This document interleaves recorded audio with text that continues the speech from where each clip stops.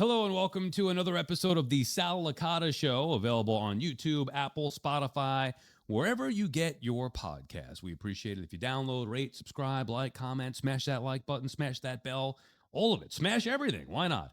We'll have a guest during this episode that I'm looking forward to talking to, Tommy Feight.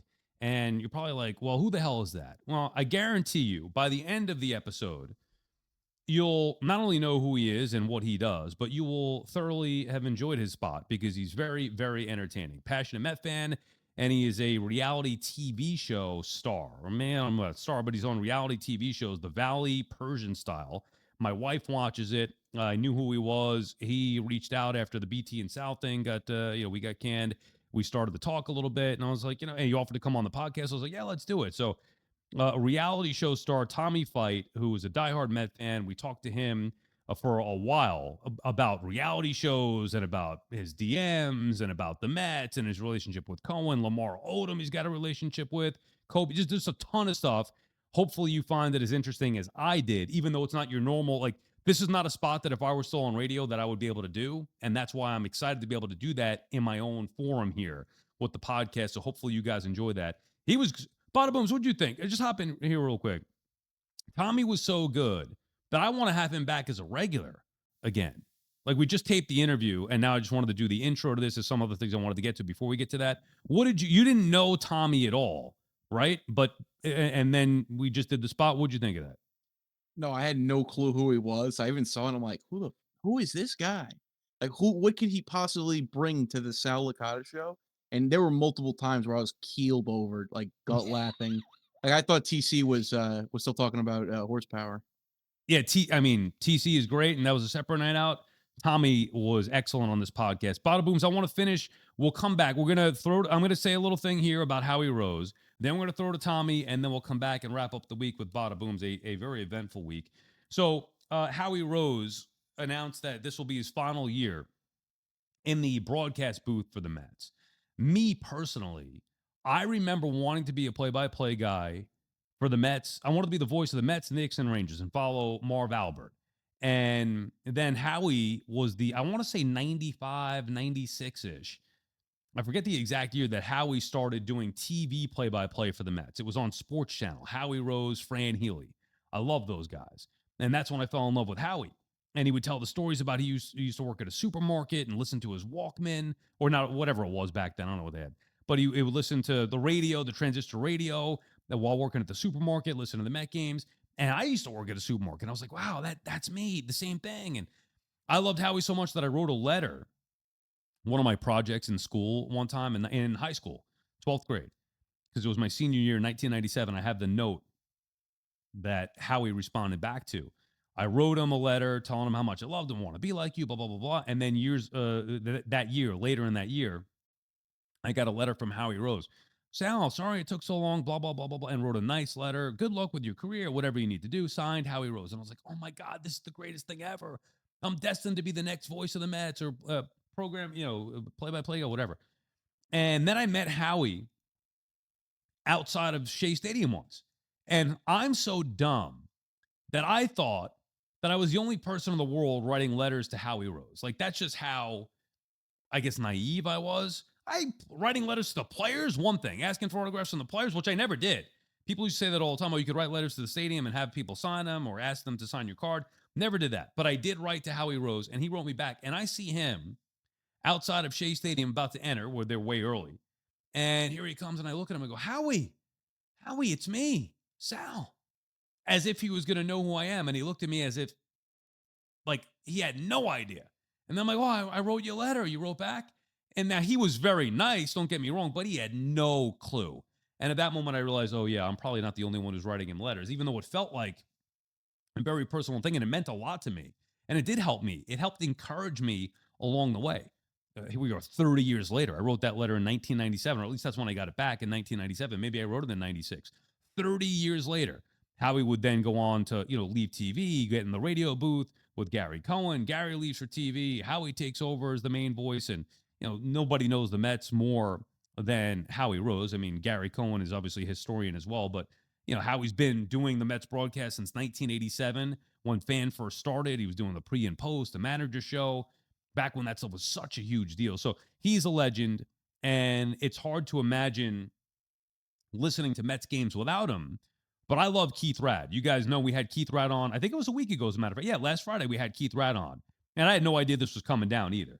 Keith had, said he had a little bit of a heads up, so he knew before all this stuff came out how he was considering, I guess, doing this, and he's been cutting back on the schedule. But Keith Rad, to me, has got to be the next guy. I hope he is. I don't know how that's going to work. I'm assuming that he's next in line, being that he's going to call the majority of games, and he's been calling the majority of games with Howie missing the games on the road. Keith has been the lead guy there. He is fantastic. He's a great guy. He's excellent at what he does. He's informative. He's smart. He expresses himself the right way. We work with him at SNY as well. I'm not just saying that because I'm friends with him. I felt this way before I even became friendly with Keith. I hope he's the next voice of the Mets. So we'll miss Howie. The Mets broadcast is in good hands, assuming that Keith Rad and Pat McCarthy are the combo that's going to take that over. Anyway, I'll miss him. But how about that? The letter way back then and how he responded. I have it somewhere here. Grab that letter for you. Why not? We have YouTube. Might as well make use of this. Some other interesting stuff in here, like the time I got, I peed in a bottle at King Cullen once. There's a long story behind that, and I got suspended for it. I should actually publish this letter one time. Badabooms is laughing at you. You get a real kick out of it. This was 1999. Wait, don't talk about it. Story time with Sal. Come on. Okay, yeah, I'll say it. I was almost going to give it away there. Story time with Sal, but you don't want to miss that one. Trust me. Radio tease. Here's when I was in Hot Clicks for the first time. Yeah, that's another story with Sal. We got to go through this. Hog Licks? Hot Clicks. No. Okay, so I wrote Howie Rose a letter, and then there it is. Which one? That's an email when I first got hired. I don't know. I can't what is going on here? Which one is the letter that? Oh, yeah, there we go. That one right there. Can you see that, Badabooms? Dear Sal. Oh, I was reading it. No, I'll read it. Dear Sal. I'm not going to do the whole Howie voice. Sorry it took so long for me to get back to you. Thanks very much for all the nice words. They're much appreciated. You don't have to be anywhere near the smartest kid in school to become a broadcaster. See, that was very encouraging and reassuring. Only the most determined.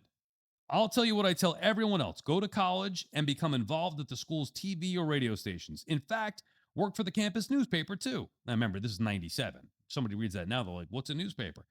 You won't learn much about broadcasting in textbooks. Very true. You have to get behind the mic, even if it's only into a tape recorder. Do everything at these stations, news, sports, be a disc jockey or an engineer. Just get involved. We all did the same thing at the start, which is turning down the sound on the television. He writes, preferably not during a Mets or Islanders game. Funny, Howie. And doing the play-by-play into a tape recorder. This is good practice, especially since you need to get accustomed to hearing yourself on tape. Good luck, and if there's anything else I could do to help, drop me a line. Best regards, hand-signed, Howie Rose. Isn't that nice? I hope you can see that there on YouTube. The signature was not on the camera. There you go. Yep. Hard for me to see because I'm putting it in front of my face. Anyway, so that's my memory of Howie Rose. He was the first real, McCarver and Kiner, sure, when I was younger. But as I started to get into my, teen years and going to games more and really developing a passion for the Mets, Howie was the guy. We'll do some more Mets notes next week. There was, Lindor. I'm a little nervous about pushing him for opening day. We can maybe discuss that next week. Alvarez, I know, left the game last night. As you listen to this on Friday, left the game last night early with a little back stiffness. I'm not that concerned about it, although it's like a week out from opening day. Now there's going to be a little bit of an injury scare or concern. Soto, for me, took too long to get back to camp, but he's there. And then he has a quote about Kodai Senga calling him their ace. I'm not going to go nuts because I want to remain in a good move and I want to remain positive less than a week out ahead of opening day. Anyway, those are my little sports notes. We will have Tommy Feight here now. Hope you guys enjoy it. And then I'll close after Tommy with Badabooms and we'll wrap up the wild week that we had with spring training and the trips and all that stuff. But right now, the Valley Persian style star, one of the stars of that show, Tommy Feight. And it's a special episode today. We have Tommy Feight, who is joining us, who's a huge Mets fan, but also famously on the Valley Persian style reality show that my wife happens to watch. And what was the other one? You were on Shahs of Sunset? That was the one before that, yes. Tommy? Okay, so Yes, yes, yes. those two shows. So you're big in the I'm a reality TV guy. I've always been since like Real World and Road Rules, and then I met my wife, and then it's more the Housewives or your type show. So I'm fascinated by reality stars. So I have a lot of questions about that. But obviously, you're a big Met fan, and we that's the common ground. So we'll talk some Mets here. Okay, I'm gonna start though, Tommy, with your show, the Valley Persian style, and my wife has some questions for you now. I don't know if you listen to this podcast or you listen to me on the fan or whatever, the wife stuff, it could be a pain in the neck. Having you on to come on and help me out with this is building equity at home. So thank you very much for taking the time to do this, Tommy. We appreciate that. I'm happy to help, and it's kind of the reason I reached out because I know that what you're doing now. First off, hats off, a lot of props to you. It's not easy to venture out and do what you're doing, especially doing it every day. So it's got to be difficult to come up with different show themes and content or whatever. And I listen to you guys on the fan, and I listen to you now. Your Seinfeld episode was fantastic, and I wonder what it's like to meet your heroes because it would have been tough for me not to, I love Seinfeld. It would have been tough to sit in the same room with him. You know what I mean? Like, is this guy still going to be cool? But yeah, I know what it's like with the wives. And I know what it's like if they're a fan of Bravo, if they're a fan of reality TV, it kind of consumes them a little bit. So that's why I'm happy to help in any way I can. All right, before I get the stuff that my wife wrote, which is how I knew. And by the way, like I legit remember watching some episodes and I seen you either come out with a Mets thing, and I was like, oh, I wonder if he knows who I am. Not to be self-centered, but like, yeah, I've been on SNY for 15 years on the fan. I'm a known Mets fan. And then it turned out I didn't see those messages until late, but I was like, holy shit, here he is, Tommy. He messaged me. So I do appreciate taking the time. Take me behind the scenes a little bit because you seem, and this is a compliment, trust me, you seem like the least likely reality TV show husband of all time. So much so that you go out of your way to not be seen with some of these pretentious people that are on the same show as you. How the hell did you get involved in this? And how do you maintain your core beliefs without getting wrapped up in the reality show type drama nonsense? First of all, thank you. I take that as a compliment. I'm happy that that messaging kind of comes out, especially for the people that I want to hear it. And, you come from my brethren. You come from back home. It's like I listen to you, I listen to BT, and I hear a lot of where I come from. And it's important to people that I know who I really am that translates. I actually there's a gift and a curse, right? So I grew up with Lamar Odom. We went to high school together, and it's one of the reasons that I came out here. And if you know a little bit about Lamar, his best friend Jamie Sangerthai that was on the Chloe and Lamar show. Now that's who he's like my brother. You know what I mean? He passed away from drugs a few years back, but when they were doing that show, I kind of got a firsthand bird's eye view of them doing the show. And it was like, he's a grown man and he has to accept, again, he's passed away. I don't ever want to speak ill of the dead. And I love the kid, but he put himself in a position that they didn't really have anything else to show, but his, foray into drugs. And I just I learned my lesson that you dance with the devil with being on reality television. You know what I mean? You have to stay true to who you are. And, when I met my, estranged wife, and now at this point, when I met MJ, the last thing I wanted was reality television. I didn't know that she was on reality TV. I never watched her show. It's not, it's not my kind of cup of tea. So we had been together for a while, and I had telling her about basically the fallout from the Chloe and Lamar and, all that came with it. And so she was very hesitant to tell me that this was part of her life. Plus they were on like a hold because Shaw's was a union show and they were on strike. So they weren't filming at the time. So there was like a long layoff. But then once they were picking back cameras up, she kind of told me, well, we're actually going out to dinner with her friends for the first time. Because at that point, all we were doing was shacking up. You know what I mean? I go to work, come home, we hump. And that's pretty much it. She feigned interest in all the things I liked. You know what I mean? And I kind of did the same with her. Yeah, sure. I love that stuff.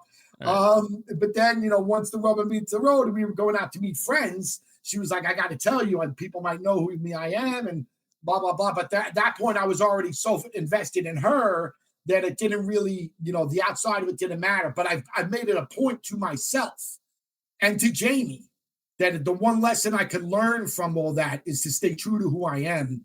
And I'm not going to let the cameras or TV or reality of that ever, take me away from who I feel I am.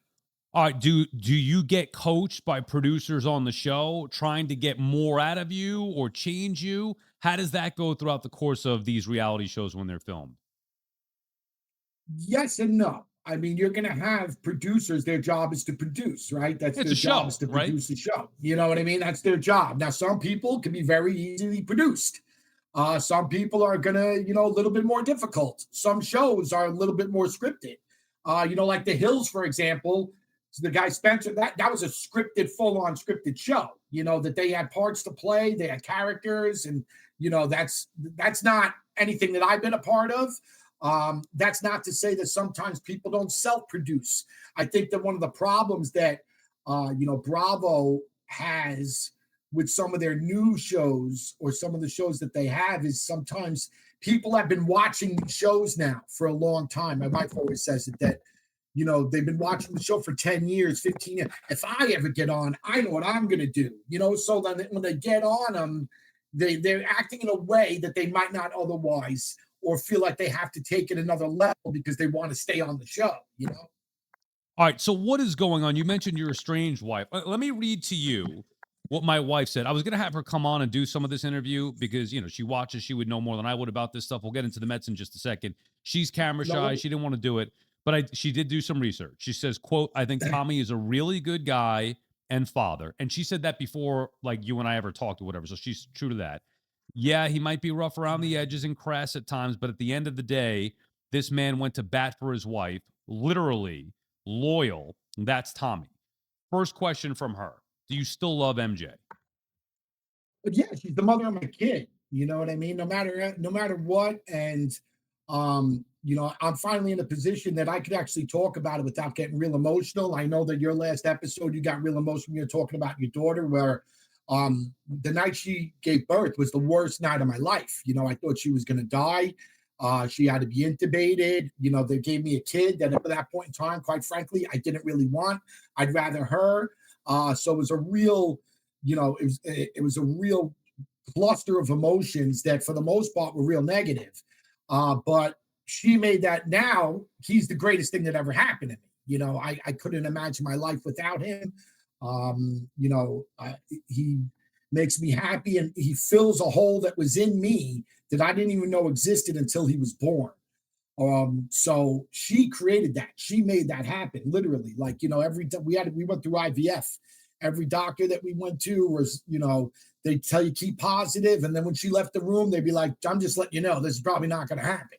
And she would just be like, "Nope, we're having a baby. It's happening. So get the room ready." You know what I mean? And you're just trying to be like, "Yeah, all right, cool." And here we are. He's going to be 7 in a couple of weeks, and again, she made that happen. So no matter what, I will always love and respect and appreciate my wife for that. Okay, and now why are we at the stage where you mentioned it before? You didn't, what term did you estranged? Your estranged wife. You wish you were still? Are you getting divorced? Do you wish you were still together? We're separated. This has given me a little bit of time to take a pause. If you watch the season or even the last, she does a radio show. And for the last, year or so on that radio, they've made me seem like I'm the worst human on the planet, and I don't like that. You know what I mean? I don't like that. I don't appreciate it. I would never,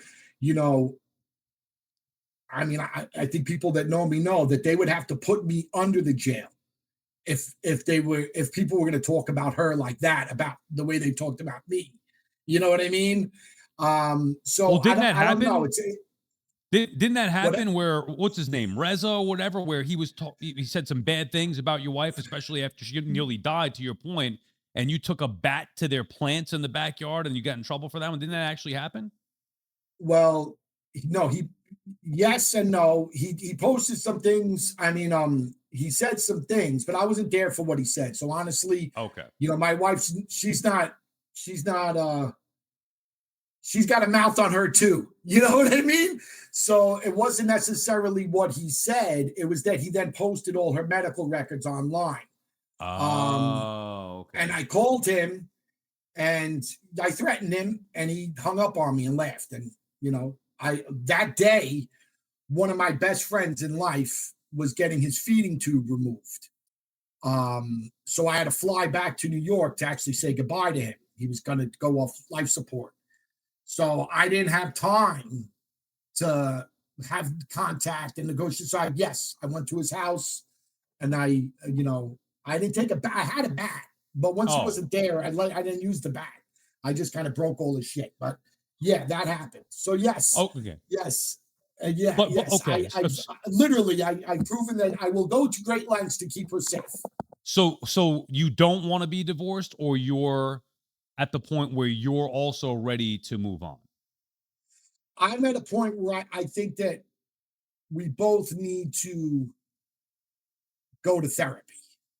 We both need to try and work on our issues. I feel like I've been scapegoated a lot in the last, whatever, to make it seem like all the problems lie at my feet. And that's just, you're in a I know marriage, Sal. they don't. You know It's what bullshit. I mean? No, I watched it. I watched you go. There were episodes, right? Correct me if I'm wrong, that you were going to therapy with your wife, with your then wife. And I Yes. saw it, and I saw how they were trying to paint you. Here's my perception of it. I don't know what stage, what's not. My perception was your wife was not happy that you do not appear to be, for lack of a better term, like earning on the level of the rich idiots on that show. That's the way that I took it. You're an everyman, a loyal dude, loves his wife, loves his kids, family guy, not getting caught up in the bull crap.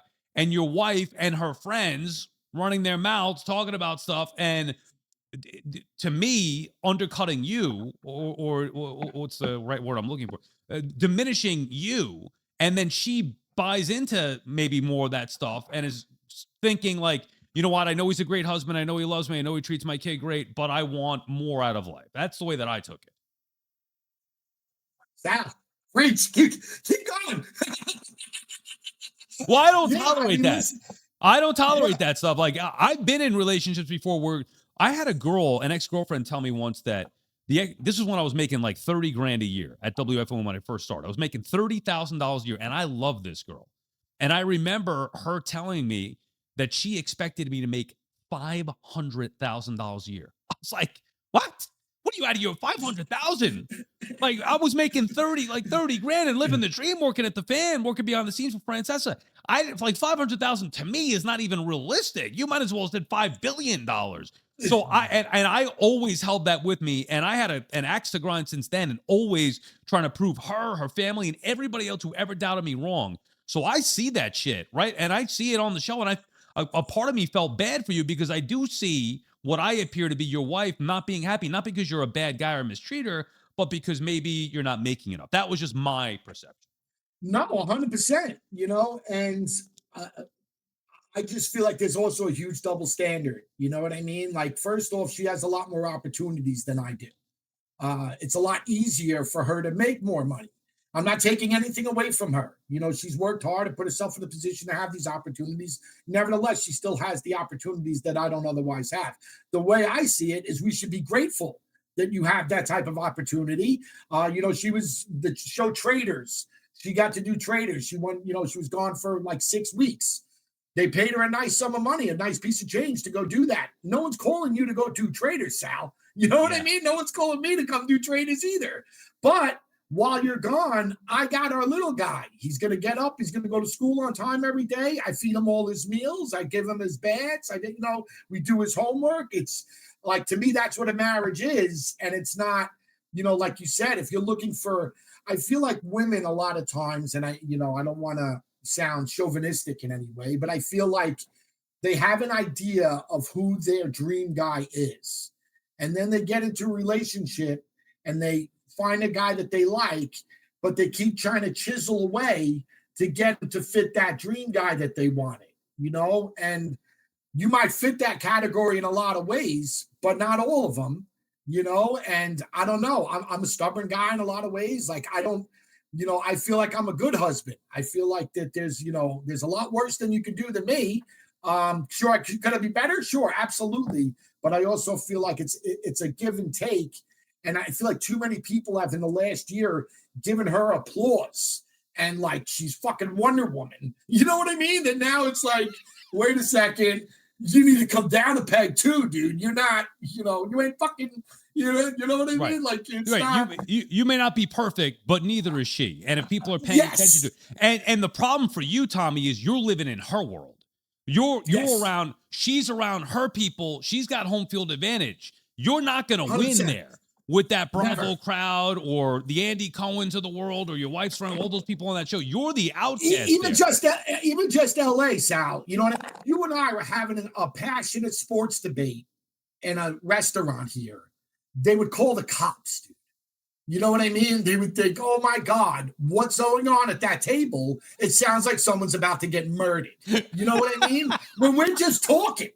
You know what I'm saying? Like, I'm just talking, dude. Especially if we're gonna get on something that I have an interest in, because like you said, most of the shit they're talking about here is like Charlie Brown's teacher. I don't know what the fuck they're saying. I don't care. I'm oblivious. But when they touch on something that interests me, yeah, then the fire is gonna come out. And like I said, they're very not used to that out here. So yeah, on many you're right. On many fronts, I feel very isolated.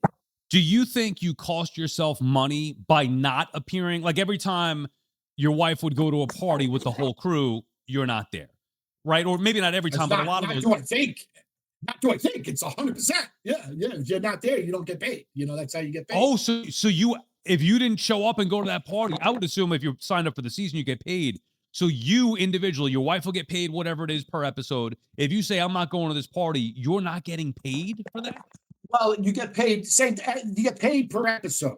So you get paid whether you're in a second of filming or whether you're in the whole thing. But there's been instances in which I've not gone, where like they had the trip last year. I didn't go on the trip. So those episodes, I'm not in. But if you're in an episode, you get paid. You didn't go just because you didn't want to be surrounded by the nonsense and BS. Yes. And someone's got to take care of the little guy. I'm not a big babysitter person, you know what I mean? And my mother-in-law she's good to like hang out and watch him, but she can't keep up with him. All right, last question from my wife here. We'll get to the Mets in a second, I promise, but I'm fascinated by this reality show stuff. Do you think things would be different between you and MJ if her father was still alive? 100,000 million gazillion %. He was the nicest, sweetest man that I've ever met. He was a hero. Like when he died at his memorial, there were people that came from all over the country that never met him, that came because when the Shah fell, he got people out of Iran that were going to die. Like they were on the chopping block. He got them out, got them situated here. He was the nicest guy you'll ever meet. And I really firmly believe that, my mother-in-law, Darth Vader, is... she's a pain in the ass. I get a kick out of her, but she's not my mom. You know what I mean? So when she's ridiculing and being nasty and all that shit, I can laugh at it because, again, she's not my mom. That's her mom. So she has to deal with that. So there used to be like where she would have her time with her dad and she'd get that sweetness and then she'd get that time with the mom and it kind of balanced itself out. Now without her father, I feel that, if you just got off the phone with your mother who's been telling you how terrible you are at life for an hour, the last thing you want to do is be nice to me. You know what I mean? So it's hard, but you can't say that. You can't say, well, you stop talking to your mom, So yes, I feel like her father's presence has definitely been missed. And aside the fact that my son looks and acts a lot like him. Also, my wife did chime in and say, she has great admiration for you by the way you helped take care of him after the stroke. So I was not aware of that. I guess you helped take care. See, those are things, dude, yeah. Like, I don't care if you were unemployed, if you were trying to get a job or you needed to try to get a job to bring in some income, if you're taking care of the kids and taking care of the house and letting her do her thing and not holding it against her if she wants to go to your friends, but you stay back, taking care of her father when he's sick, like that's the shit that matters, not making an extra whatever it may be. Like I don't get it, man. No, I work. They make it seem like I just sit around and I play video games all day. I never played a video game. The last video game I think I played was when Steve Calabrese beat me in fucking Madden. No, I would work all day. I would get up 5 a.m. and then I would go to work, and I come home from work, and we would go to the hospital, and we would, we'd stay at the hospital till closing time. We'd come home, and she would go out of town. There's a funny story. We were early on in dating, right?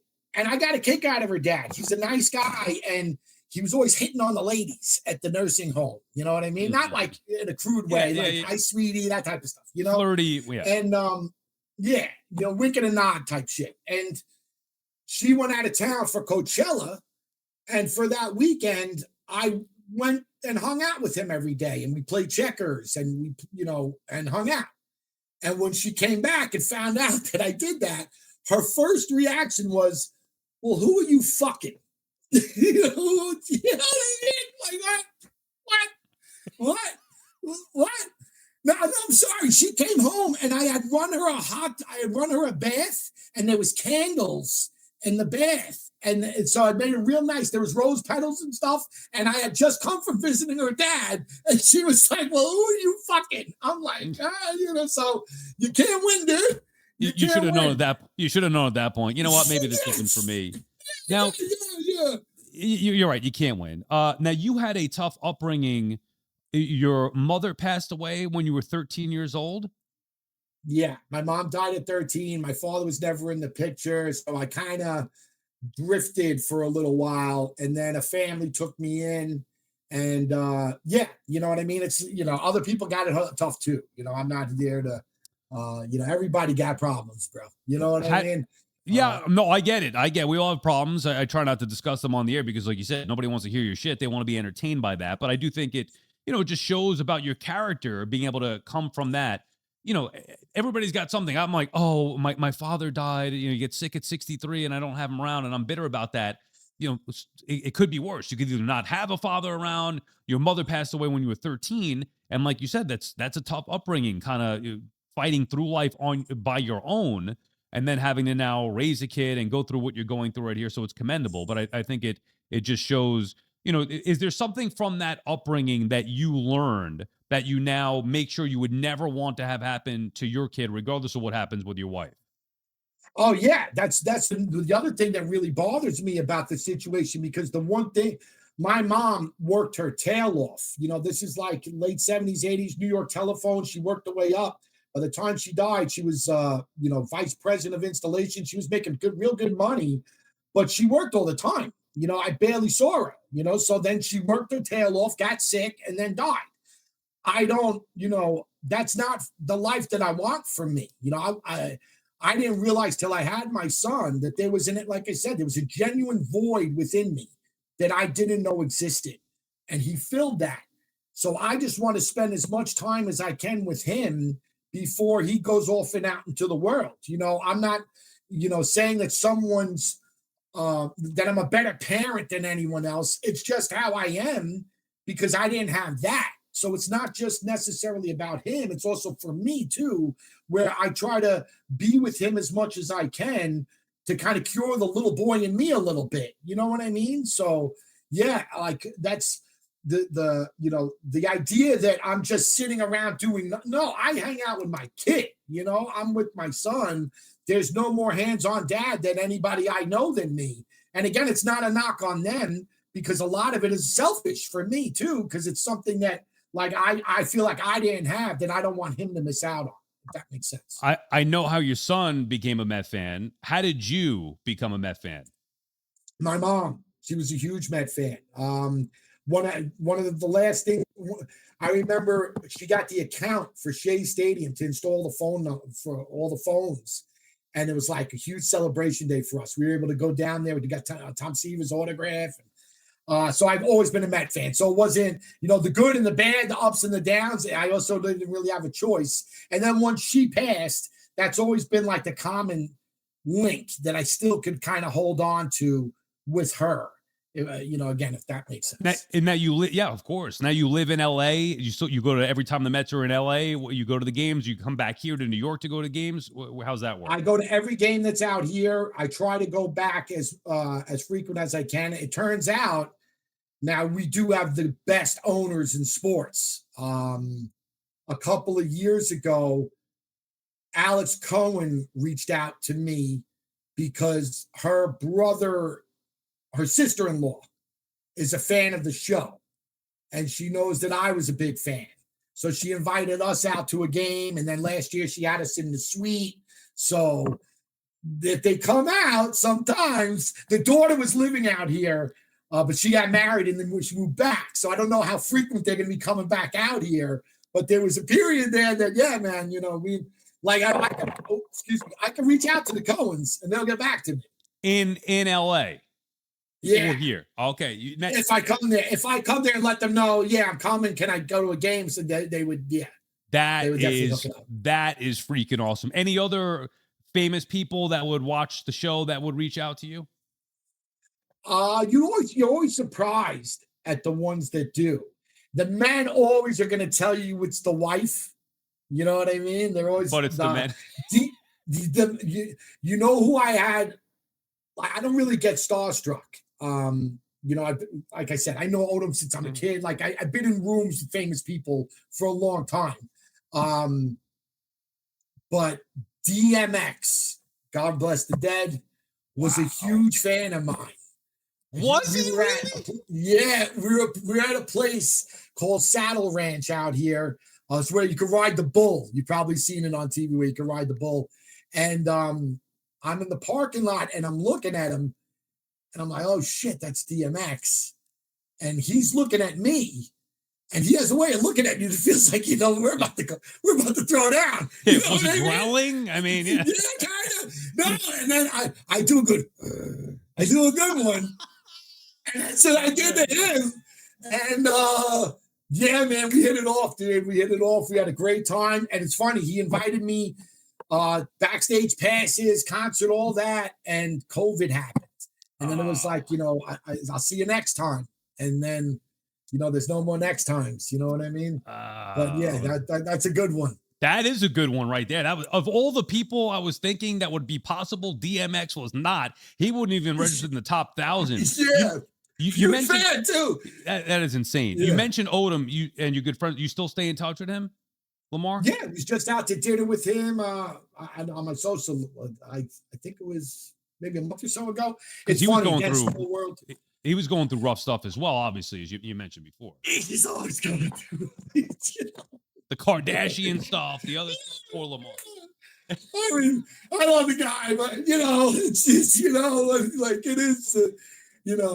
He's always my guy. Yeah, put it this way, I'm Al Cowlings. You know what I mean? You know Al Cowlings is. I'm driving the Bronco, dude. You know what I'm saying? That's me, bro. He's in the back seat, whatever, man. Like I got the shovel. Whatever we got to do, we got to do. Don't say anymore. I don't want to be aiding and abetting here. I know nothing about this, Tommy. You ever cross paths with Kim? Yeah, for sure. Yeah, and she's just as beautiful in person. Oh, that was my follow-up. Just as beautiful in person. Yeah, tough. Well, nice or no? I got one for you that I know you love. So I went to, this is a few years back, the Vicky Cristina Barcelona movie premiere. Okay. That was Woody Allen directed it, so he was there. Scarlett Johansson was there. Beautiful. Penelope Cruz was there. Beautiful.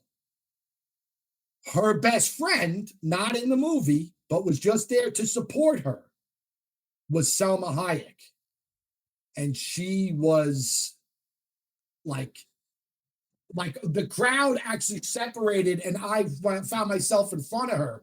And she was in, like, it was her friend's premiere. So she was kind of not really, I don't want to say not dialed up, but she wasn't dressed like she was there for her premiere.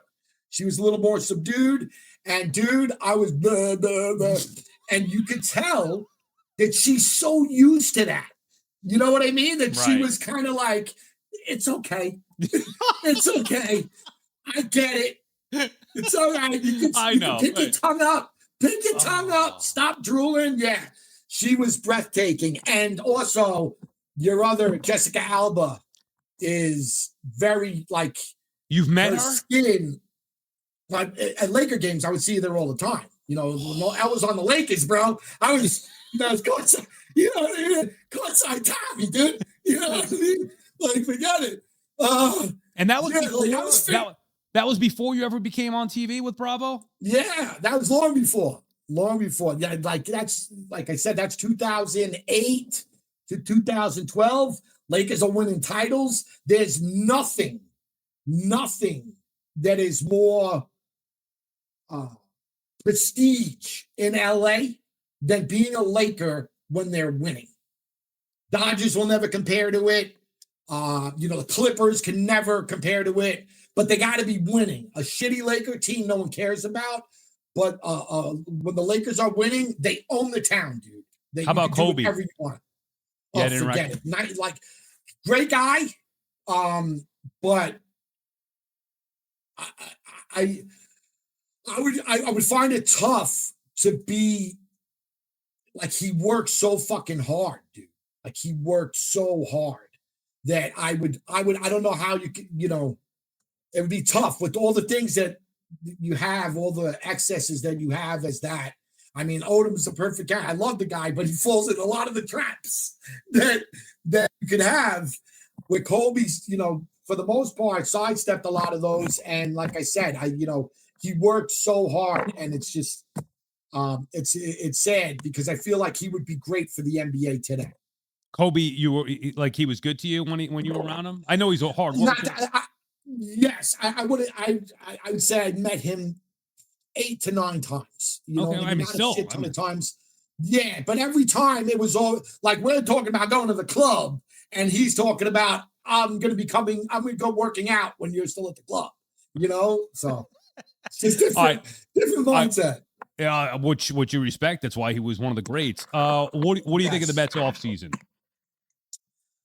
I love it. I love it. Only Met fans are so in love with guys that lose. I love Pete. Like I said, being out here, I go to the games. Every Met Dodger game I go to with my son or by myself, but I go to every one, and I have since I moved out here. Pete signs for everybody. He comes out 2 hours ahead. You don't have to do that type of stuff on the road, and he does it. So he's a great guy, he's a great face for the organization. That being said, he's also a very one-dimensional player, and we've had him, and we keep losing. I'm not putting it on him, but if you make a recipe for pot roast and it keeps tasting like shit, then you should probably look at the ingredients. You know what I mean? Maybe we should maybe there's too much paprika, bro. You know what I mean? Fucking, what are we doing? Right. And Nimmo, I mean, same thing. Like he would only ever be disremembered and good because he's on the Mets. Like, it's not, he's an average player, and he's got horrible baseball instincts. You could tell that he grew up in Wyoming and he didn't play any baseball. He didn't, how do you, right. He was the fastest guy in the team. He's got like 60 stolen bases in his career. I think fucking Alvarez is on pace to beat that. You know what I mean? Like, he couldn't score from, like, Juan Soto got 40 stolen bases in 1 year just because he decided to learn how to steal bases, and Nimmo still can't, so like I said, I think Simeon's a winning player.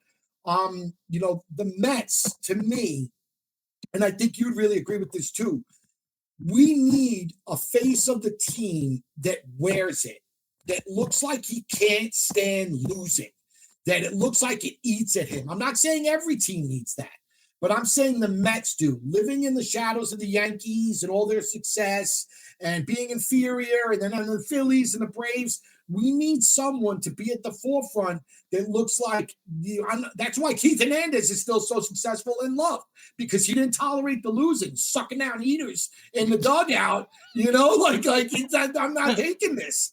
That's why I think Lindor could go too. I mean, I like him, and I think he's a great player, and I think he'd be a great face of the organization for the Kansas City Royals or for the Cleveland Guardians or the Pittsburgh Pirates. But here in New York, we need someone that looks like I said, man, that winning is the only thing that matters. And I'm hoping that some of these guys that we've brought in, some of the guys that we have coming up, I'm hoping that we get that type of win at all cost attitude. So you think I'm with you with the core. I mean, I'm sure you've heard me talk about it before. As much as I love Pete, they needed to change up the core. I couldn't stand it anymore. All they did was lose or fall short. I couldn't take and embarrassing. Yeah, you know what I mean? Like the Brave sweep in the Brave sweep in 2022. Yeah, I know. The best year, and then they beat our ass, and even that mythical run to that, once we got on the field with the Dodgers, they beat the doors off us, and a lot of that was Mark Vientos, who really looks like I don't like that was like he caught lightning in a bottle. You know what I mean? He's been awful this spring. I'd be concerned about him. I think though they're good. I was just saying this to Seinfeld the other day. I think they're going to be a more fun, more buttoned up, play the game the right way baseball team. It's not going to be maybe as powerful without Pete, but they're going to have guys that grind out at bats. They're going to catch the ball. They're going to throw the ball, make all those plays, run the bases well. And that stuff over the course of a long season should add up to more wins. Oh, and by the way, their pitching is much better. So I'm excited for the number one thing I get. Oh, Pete, what are they going to do? Pete and Stearns this and Stearns that. I know they have to win, but I would trust the plan of Stearns, and let's see how this plays out. I think it's going to be better than a lot of Met fans think going into the year. I'm with you, man. I'm a Stearns believer. I truly believe that he's the best talent evaluator president that we've had since Frank Cashin. You look at all the levels of the minor leagues, they're oozing with talent. I think Wettinger is going to be a better starter than Tong, and Tong still could be good. I feel like we're doing things the right way. You have to strip it down to the studs. And if I lived out here for the Dodgers. The Dodgers, first off, when they first were sold, the NL West wasn't very good. So they were able to stay competitive because the West wasn't good. The East is a much better division. But they did kind of the same thing that Cohen did. He said he wants to emulate them. You could see it. He's doing the same thing. He overspent on some guys to get people to come out and watch, just like they did with that Red Sox trade when they took on all that bad money. And then he had to wait out Friedman. He had to wait him out because the Rays weren't letting him go right away. And then he had to wait out Stearns. Jared Porter and the other guy. And he had a couple guys come and go. But Stearns was always the guy that he wanted. And Cohen, to me, that guy doesn't fail in life. You know what I mean? There's certain people that just don't fail. And so, I just can't see him failing. Is he to this point? Did Steve watch your show too, or is just the connection? Just his brother. Well, again, the men never admit to it. You know what I mean? It's always the wife. Yeah. It's on the background. So tell me what happened. It's always the background. Yeah, they know intricate things. So your blood type's all negative, right? Exactly. That's always my line. Like I'm like, I don't watch it, but then I said it's on in the background. I tell my wife, "What are you doing watching this crap?" And then the next thing you know, 10 minutes later, I'm like, "So wait, who's that again? How can he do that to her? How is she treating him like that?" We've taken a lot of time here, Tommy. So I really appreciate that. I'll let you go here in just a second. Couple more for you. No problem. You were telling me that like you're more famous amongst females, right? My audience is mostly males. Your audience mostly females. Anybody since the public, breakup or whatever separation slide into those DMs? Famous? No, but I have had a line of ladies that now that I'm back on the market, so to speak, are casting their rod in my direction. That's gotta be great. So they're coming to you. Isn't that great? Yes. I mean, trust me, right now, I'm good, bro. I got two girlfriends, Pamela and Angela. And this one wasn't right for me, so I left it. I'm ambidextrous at this point. You know what I mean? I am good, bro. I am good. They're all too fucking crazy for me, bro. You know what I mean? To just be gay is not a choice, because if it was, I would be right now. It's just not. It's not. Pamela like Henderson, is that who you're dating? Yes. And you've been getting yourself in good shape, huh? Working out. Yeah, man. Yeah, it's amazing when you lose a load. You know what I mean? It's amazing. So why do you want to get back? Why do you want to go to therapy? What do you seem happier than I remember on the show? You're getting yourself in shape. If you want women, you got women coming to you in droves in the DMs. What are you looking to get back into that for? I'm a glutton for punishment, bro. What do you want me to tell you? You know, I plus I love crazy bitches. Like my favorite chick, Britney Spears is still. I love her now more than ever. You know what I mean? So it's the only other person that can steal my heart.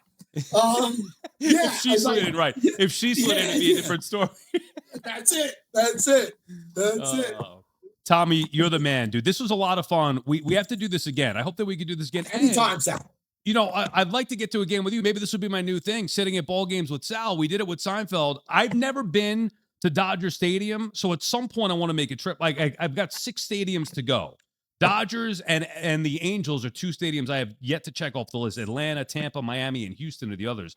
But I want to go out to LA and watch a game. If I do, I'm going to hit you up. Maybe we can go check out a game together. Roll out the red carpet for you, bro. I know people out here. You know what I mean? It'll be a good time. And if you're in New York, just leave the wife. Leave the life. Leave the life. Tommy, this might be the one episode she's listened to. I got to be careful here. Oh, yeah. No, in that case, come on out. Don't sweat it. Well, I got people I can leave her with. Don't worry about it. We'll have a good time. Appreciate it, man. Let's stay in touch during the season. Tommy Feight, you can catch him on the Valley Persian style. And then what was the other one? The Shahs of Sunset was the original show. If we go back and watch those. Yeah, you can watch them all too. Now people go back and watch them and tell them how shitty I am. Tommy, thanks, dude. Best of luck. 10 years ago. Yeah, no way, man. Thank you, Sal. I appreciate this. Was great. Anytime I talk Mets with someone that knows the Mets, because you don't get that out here often. So I'm down. Sign me up. We'll do it again during the season. There you have it. Tommy Feight. Check him out. We appreciate your time. Okay, there you have it. Tommy Feight. Boy, that was freaking fun, huh? I mean, wasn't he? He's got some stories there. Passionate Met fan, entertaining, and I do feel bad for him because on that show he is just not treated. You know, here, Badabooms was saying this off the air. Here in New York, Tommy'd be like a hero. He's one of us. There in LA, it's like he's the villain. Anyway, let's welcome in Badabooms. That was your line, Badabooms, that I stole right there, but I think you nailed it pretty well with Tommy in that regard, right? I appreciate you giving me credit for the line there. But can you hear me? Yeah, I got you. All right, yeah, you all we're right? messing with the settings on the focus, right? But yeah. No, yeah, because your audio sucks. I listened back to some of the episodes that I'm getting texted about it. Tell Badabooms stop yelling because I can't hear him.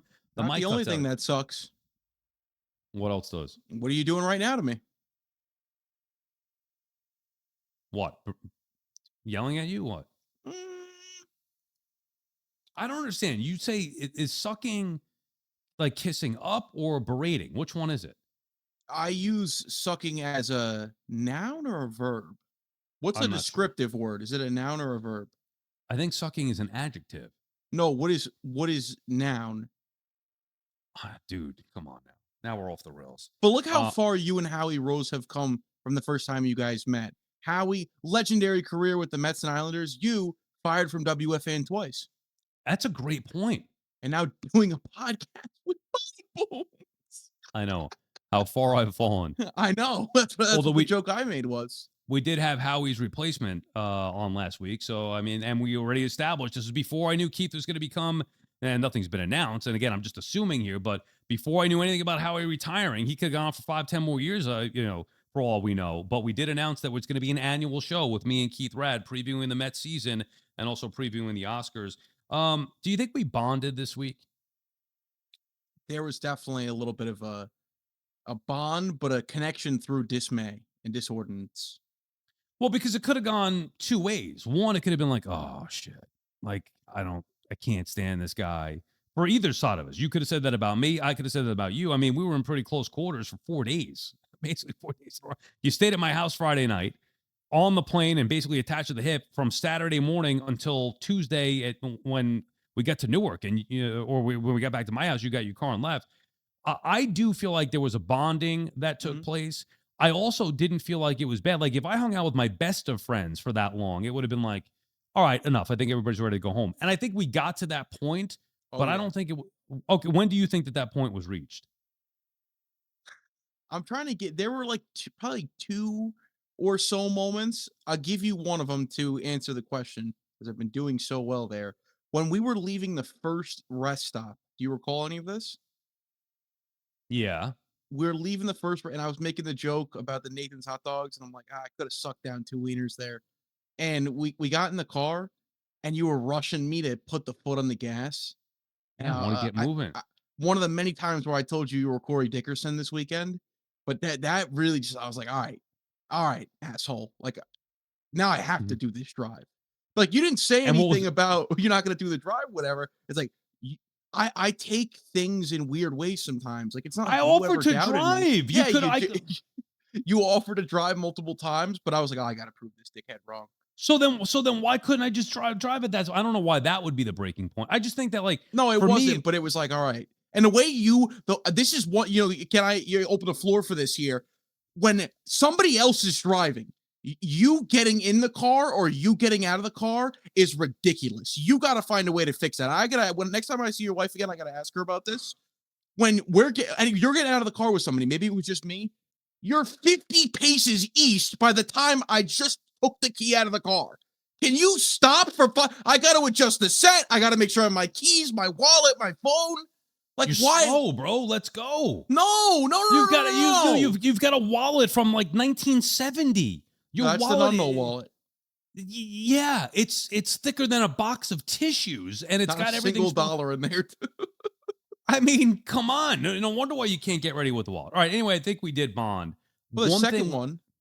Go ahead. Go ahead. The second one was when the guy did the emergency thing, and you started freaking out and spazzing, and the whole weekend you're telling me stop. Oh, And on the flight, he hit them. Yeah, I wanted to get home. It was the third delay. You're right. I did start freaking out. believe it or not, I was very mad in the moment up until we probably hit breakfast the next day. But the Terry Collins night, I Yeah. wouldn't say that was a breaking point or anything. I was just really pissed off and worried about like, what are we gonna do for the show?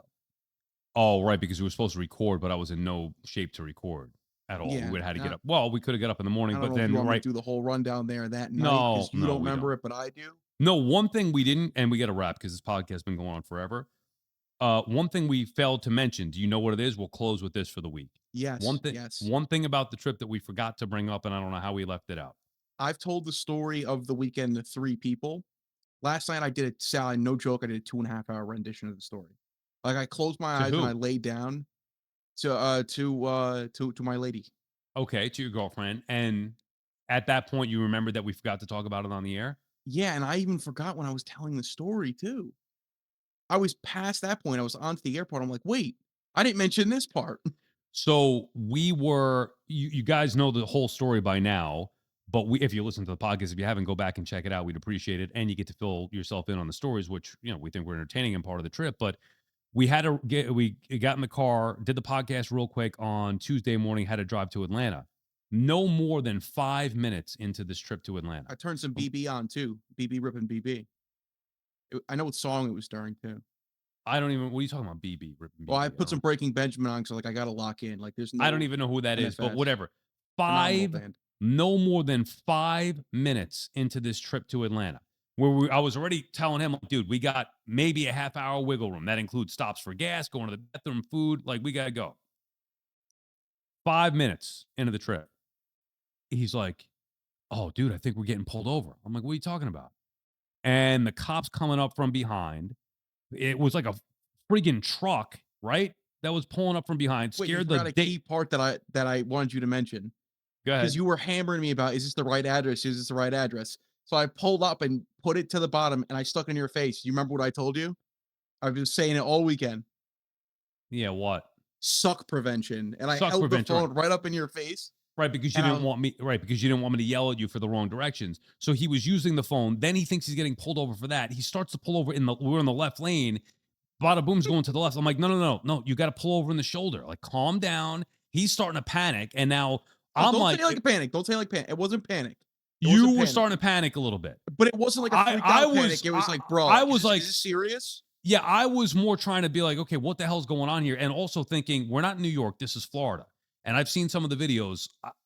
Like, let's not die right here. So he starts swerving, not sure if the guy's pulling him over. I'm like, okay, well, the way to test it out if he's behind you and pulling you over is to get over to the right. So instead of swerving into the left shoulder on the left I side, swerve, bend that he, corner. he starts going whoa. back, middle lane, right lane, finally pulled over. Here comes 2 cop cars behind us.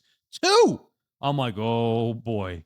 I swear at that moment, I thought that they thought that we were in a stolen car. And I knew that we weren't. But anyway, and then we had to talk to the cop. They were very nice, thankfully. But we had to do it calmly. And Badabooms was a little nervous. He didn't have his license on him. It was in the back in his backpack. Had to give him the car rental information, all that stuff. Turns out I don't know, they were like, oh, we thought it was a different color car. They did think the car was stolen. And he really didn't give us a full reason either. He kind of shrugged it off and felt bad. Yeah. Yeah, he did, because we were being nice and, calm about the situation, I think. And then But you still, said, it was. I'm Sal Licata. Let us go to the airport.